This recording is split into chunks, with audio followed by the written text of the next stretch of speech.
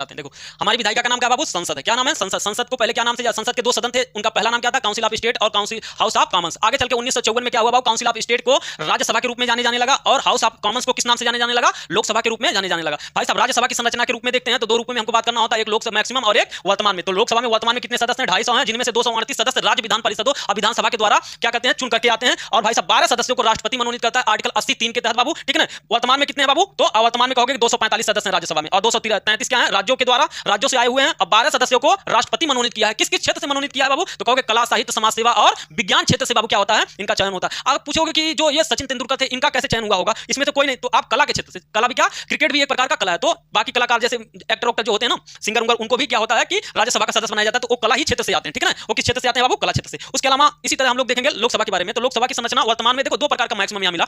Maximum सदस्य कितने हैं, फिर यहाँ भी मैक्सिमम सदस्य कितने हैं। तो ये हुआ क्या था, ये मामला ये था कि मैक्सिमम सदस्य पहले क्या था? 552 मैक्सिमम सदस्य लोकसभा में हो सकते थे, जिसमें से 530 सदस्य राज्यों से सांसद बनते थे और 20 सांसद क्या थे?